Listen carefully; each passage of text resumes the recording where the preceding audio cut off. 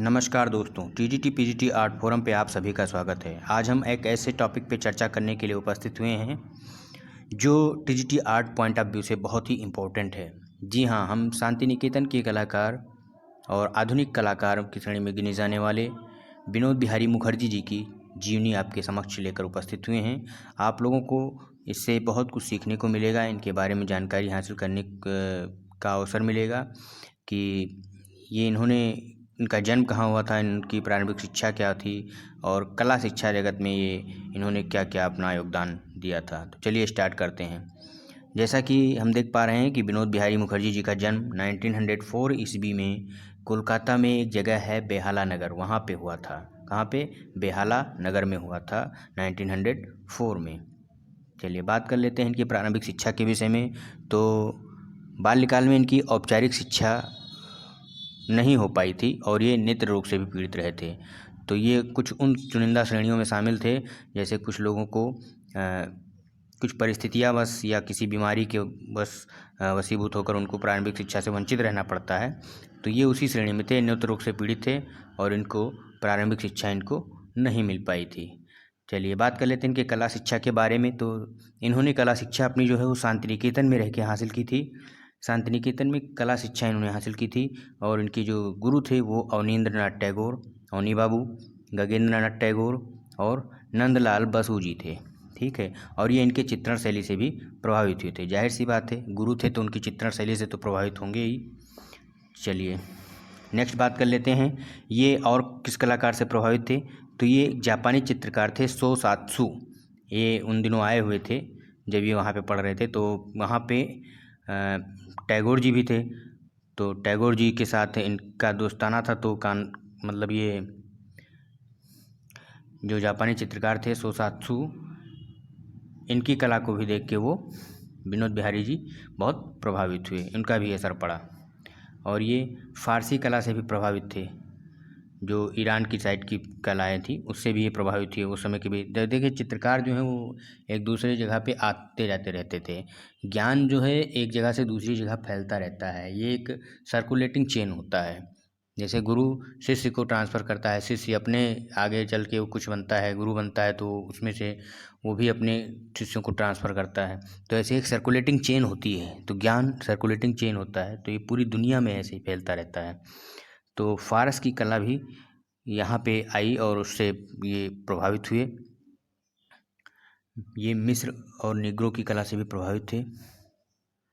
मिस्र कहाँ है? अफ्रीका में पड़ता है। तो मिस्र की और निग्रो की कलाकृतियों से भी क्या है, प्रभावित थे विनोद बिहारी जी। चलिए और कहाँ से प्रभावित थे? कालीघाट, कालीघाट की पटशैली। पटशैली मतलब पटचित्रण उसको बोलते हैं जो कपड़े पे बनाया था, तो पटशैली, कालीघाट की पटशैली से भी ये प्रभावित थे।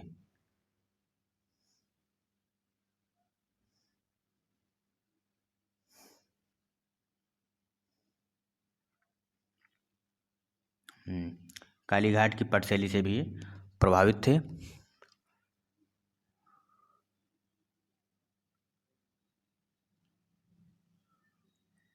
और इनके चित्रण का विषय था वो ग्रामीण समाज में जो खेल खिलौने बच्चे खेलते हैं उनको उन्होंने चित्रण का विषय बनाया था और इससे प्रभावित थे। इन्होंने बहुत सारी चीज़ों को अपने चित्रण का विषय बनाया, लेकिन ग्रामीण खेल खिलौनों को भी इन्होंने बनाया था। ये भित्ति चित्रण में भी सबसे ज़्यादा फेमस है, भित्ति चित्रण में हुए हैं। भित्ति चित्रण में इनकी ख्याति बहुत ज़्यादा थी। ठीक है, इन्होंने कहाँ कहाँ भित्ति चित्रण किया है? तो शांति निकेतन के कला भवन में किया है, शांति निकेतन के कला भवन में, चीन भवन में, कला भवन, चीन भवन एवं हिंदी भवन था, यहाँ पे इन्होंने भित्ति चित्रण का काम किया है। इनके विषय क्या रहे हैं चित्रण के? ग्रामीण जीवन को इन्होंने क्या किया है? भित्ति चित्रण का विषय बनाया है।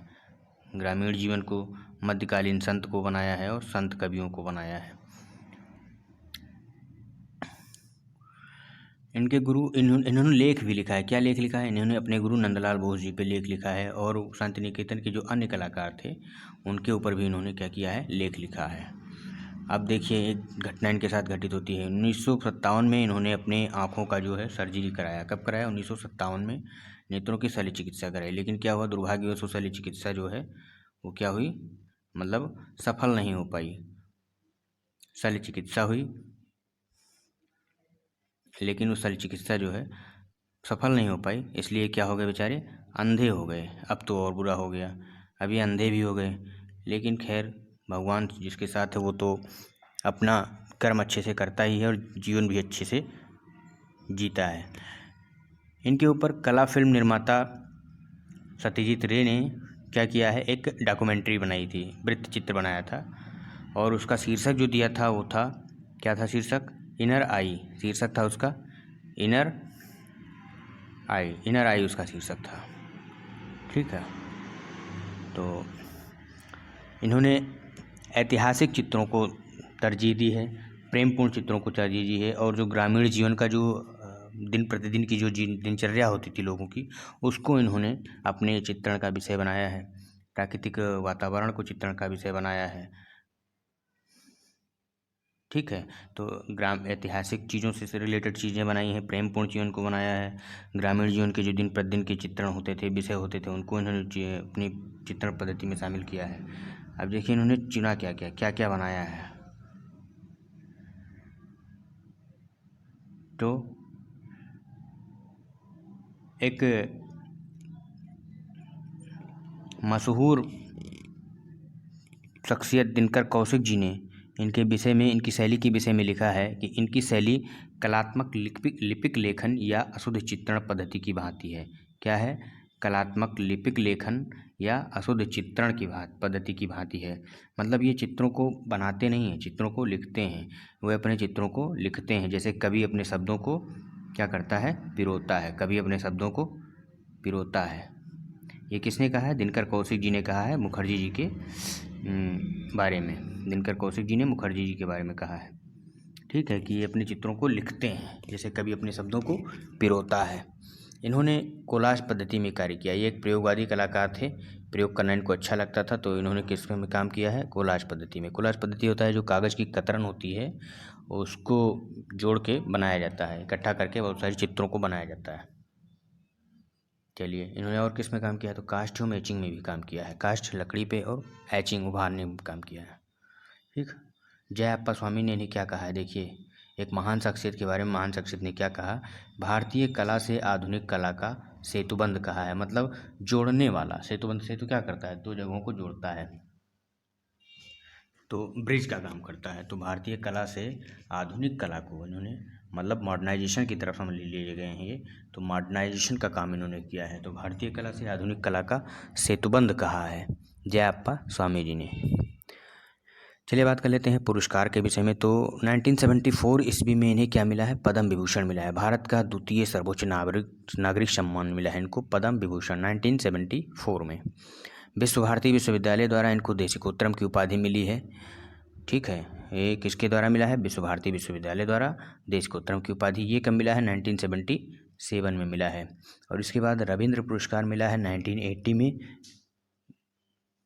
ठीक है, चलिए 1949 से 1950 तक ये कहाँ पे, नेपाल संग्रहालय में अध्यक्ष के पद पर इन्होंने काम किया है। किसके पद पर, अध्यक्ष के पद पर काम किया है नेपाल संग्रहालय में 1949 से 1950 तक। इन्होंने किन किन माध्यमों में मतलब चित्रण किया है, तो जल रंग में, तैल रंग में, जल रंग, तैल रंग और टेम्परा पद्धति में चित्रण किया है। जल रंग, तैल रंग और टेम्परा पद्धति में चित्रण किया है। इनकी जो फेमस कृति है वो क्या है, ट्री लवर है। फेमस कृति क्या है, ट्री लवर है। ट्री लवर में इन्होंने फेमस क्यों है, इसमें इन्होंने वृक्षों को दर्शाया, पौधों को दर्शाया, उसकी पत्तियों को लाल एवं नीली कलर से दिखाया है और उसको पत्तियों को उभार दिया है, उभरा बना दिया है।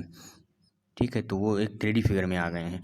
आकृतियों को जो है वो गहरा, आकृतियों के केस को गहरा नीला बनाया है, और जो पुरुष आकृतियाँ उसमें चित्रित की हैं वो ठेगनी हैं, ठेगनी एवं स्थूल पुरुष आकृतियाँ बनाई हैं, और उनकी मुख मुद्रा जो है बहुत ही अच्छी दिख रही है। तो ये सब चीज़ें जो मिलकर हैं उनको, उनके चित्रों को क्या किया है, बहुत ही विशिष्टता प्रदान कर दी है, विशिष्ट वातावरण उत्पन्न कर दिया है, देखने में बहुत ही अच्छा लग रहा है। ठीक है, चलिए इन्होंने दैनिक जीवन में जो प्रसंग थे उसको इन्होंने चित्रित किया है अपने चित्रों में। तो दैनिक जीवन के प्रसंग, जैसे गली में लोग चल फिर रहे हैं तो उसको चित्रित कर दिया है, सामान्य व्यक्तियों का चित्रण किया है, औरतों को चित्रित किया है, बालकों को चित्रित किया है और बुजुर्गों को चित्रित किया है। केश विन्यास को चित्रित किया है। केश विन्यास को मतलब कि इस बालों की सज्जा कैसे होती है, और बाग में चहलकदमी करते लोग उनको चित्रित किया है। ठीक है। और नेपाली दृश्य को भी इन्होंने चित्रित किया है क्योंकि नेपाल में रहे थे। और ऐसे ही एक 1980 में ये इस नश्वर जगत को छोड़ के चले गए। तो चलिए इस टॉपिक में इतना ही, और इससे रिलेटेड जो क्वेश्चन है उसको हम नेक्स्ट टर्म में इसमें शामिल करेंगे। और आप लोग इससे रिलेटेड जहाँ कहीं भी क्वेश्चन आपको दिखे उसको सॉल्व करने की प्रयास कीजिएगा। वैसे जितने इनसे रिलेटेड क्वेश्चन बन सकते थे उसमें शामिल किए गए हैं इस टॉपिक में। अगर कुछ छूटा होगा तो हम इसको और फिर दोबारा नेक्स्ट वीडियो में लेकर जरूर आएंगे। तब तक के लिए धन्यवाद।